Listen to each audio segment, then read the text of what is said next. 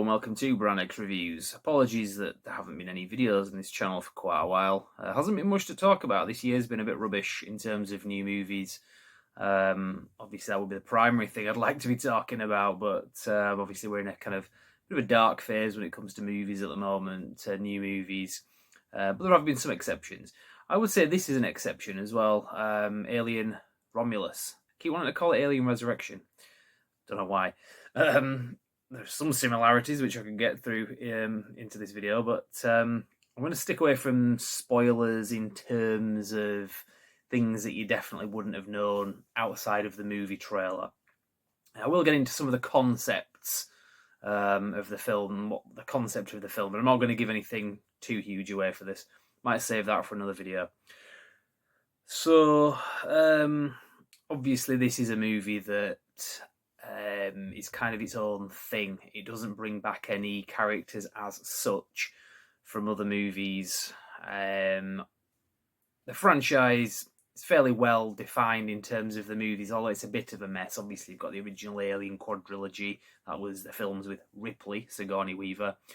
There's the AVP movies, which were just the AVP movies, and then there was kind of like a spin-off two-movie deal with Prometheus and then Alien Covenant. And this kind of touches upon all of those, really, apart from the AVP movies, Alien vs. Predator. It does a lot to keep everybody happy, but I don't think that they really compromise too much. I don't think it ruined anything. So, for example, there's some references to Prometheus and Alien Covenant concepts and even events in this movie, which you don't really, I mean, you do kind of need to assume what's come before when you're watching this film to really appreciate it. Same with any sequel, really. But you don't have to love those movies to be on board with the way those things work out in this film. If you don't like those movies, it's fine. This film doesn't really, unless you're very sensitive to the stuff that was introduced in those movies, it's fine. It's not too heavy. Really, the two main movies that this film tie in with, in a sense, or are close to, are the first two movies, which is good because those are widely held as being the best two, Alien and Aliens. Now, like I said, I'll probably do a spoiler review. Might even try to see if I can get the core in on that if he's not working a week on Wednesday. He might be interested in doing that. But in terms of the concept of the movie, obviously you get from the trailer that this is to do with a space station, where, similar to the film Aliens, where you're effectively entering the aftermath of something that you don't see and that you're not going to see, really. Like with the events of what led up to the film Aliens on LV-426, we don't see that. We don't see the, Hadley's Hope's last stand.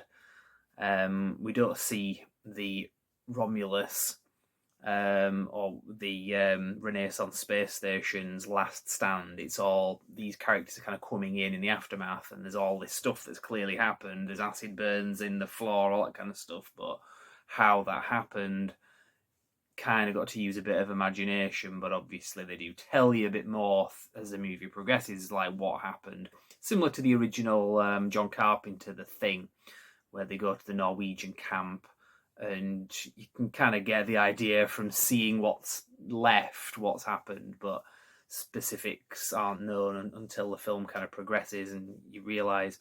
And obviously if you've seen an Alien film before, you're going to kind of get the gist of what's happened on there. But things happen. You are given quite a lot of very satisfying explanations, so it's not too much of a mystery, and you're not left just with lots of questions.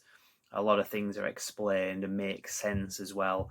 I thought this film was pretty good in terms of lack of plot holes. I mean, you'll find them, but I think it was fairly solid compared to what it could have been, and compared to what we've seen before with other movies like Alien Covenant and so on. I mean, that film was just Swiss cheese. It was full of plot holes, including Prometheus as well, which I kind of liked in some ways.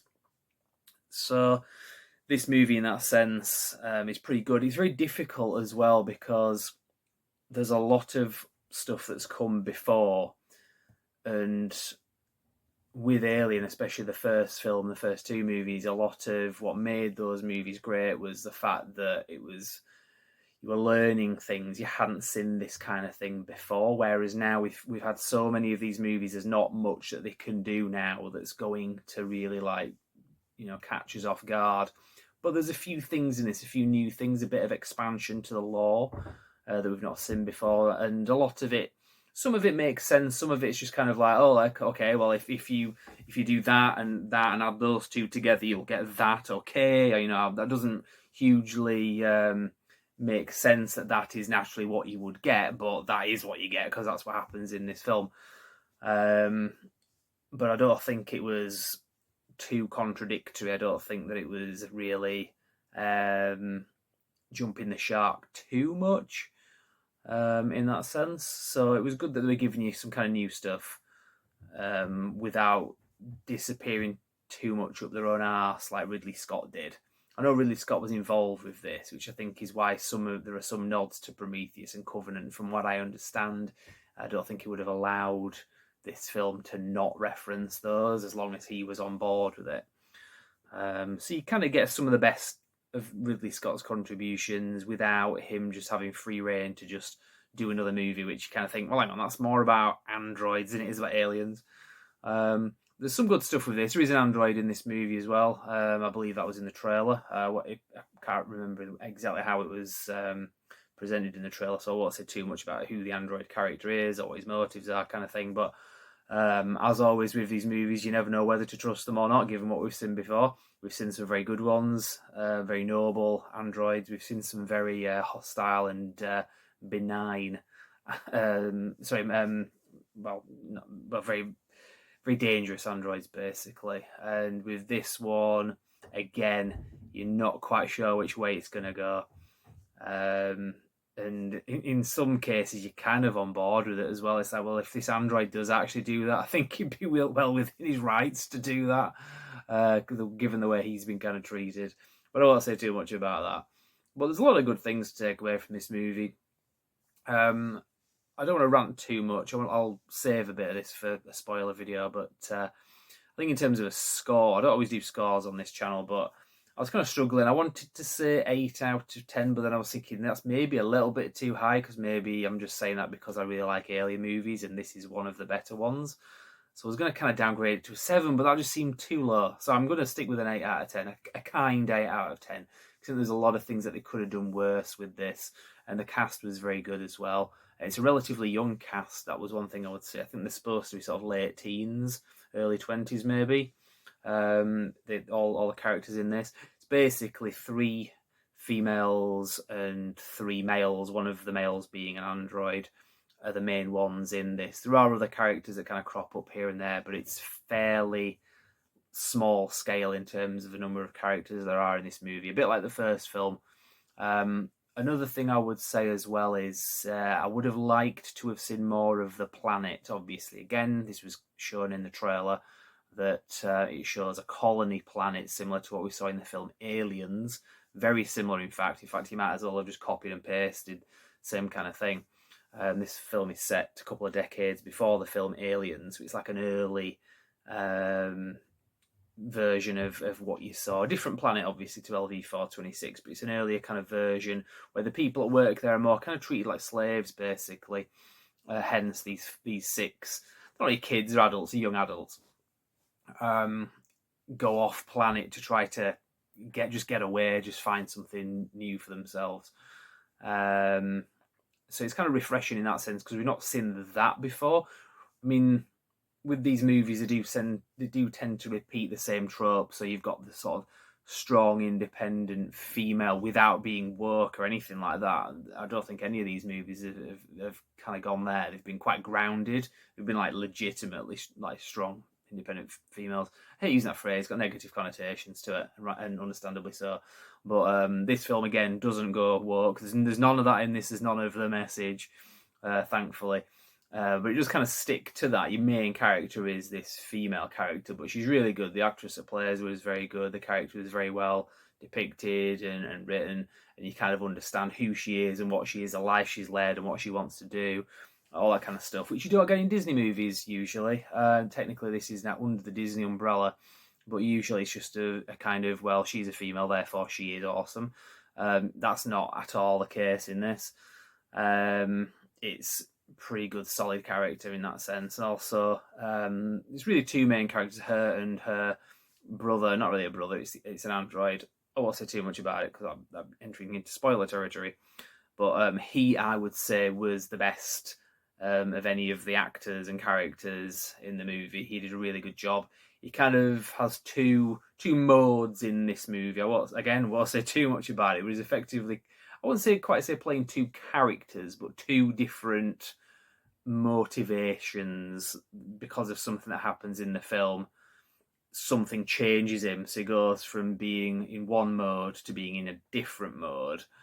And you're going to kind of like one mode, you're not going to like the other mode all too much. And the actor did a good job of kind of doing that. So I thought that was pretty cool. The film director himself, I've been following the development of this movie for quite a long time, had done quite a lot of interviews that really got me interested in this. And he basically made a number of pledges with, to the potential audience, saying, this is what I believe this movie should do and what it should be about and so on. And this is a kind of promise that I want to live up to when this movie gets finally finished and put out there. And I think they delivered upon that. So it's really good when that happens, and it's fairly rare because a lot of the time there's movies out there, or not just a movie, but sometimes a series of movies, say the Star Wars sequels that we got from about 2015 onwards. It was a similar thing with a lot of concepts and so on. The directors and the actors and stuff were talking, and it was, this actually sounds pretty good. But then when it actually comes out, it's just garbage. That wasn't the case with this. Another thing I will say again that isn't a spoiler, it's really good that this film isn't setting up a sequel. There's ways of doing it. They could even do a prequel to it. They could even do a film about what happened on the space station. I don't think they need to do that, and I'd rather they didn't, because then it would kind of take away some of the stuff. That's just my imagining. They could do that. Or they could do a sequel of some kind.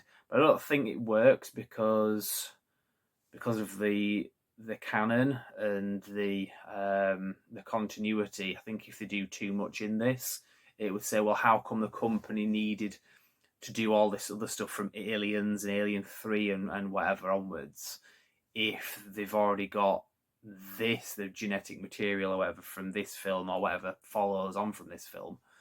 I think if they did that, it would be a bit tricky. So it's a good self-contained movie. I think if you're going to watch this in the future, because it's always difficult with the Alien movies, I tend to just watch the first two, and most of the time when I watch those, I won't watch the rest of the others. I might watch Prometheus. Sometimes, for the sake of being a completist, I will watch all of them. But it's kind of difficult then, because you're kind of going downhill afterwards, and you end on a bit of a low point with Alien Resurrection or whatever, depending on what order you're watching them in. But I think at the very least, you've still got Alien and Aliens, which are solid, and then you've got this, which is pretty solid. Prometheus, optional. So, and then if you're really desperate, Alien Covenant. But in terms of what I think my favourite movies are, it's obviously not going to be better than Alien or Aliens. My next favourite film really would have been Prometheus. I would put this above Prometheus. So I would say this is my third favourite of the Alien films.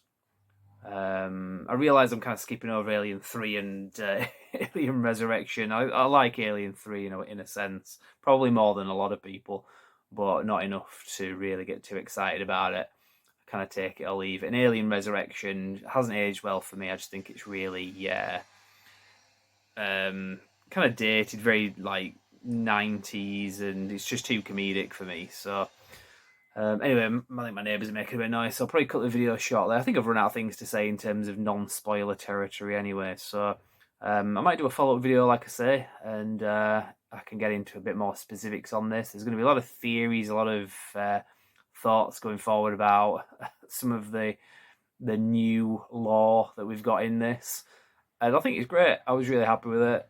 So it could have been better, could have been a lot worse though. So, pretty good film, 8 out of 10. I would recommend seeing this in the cinema.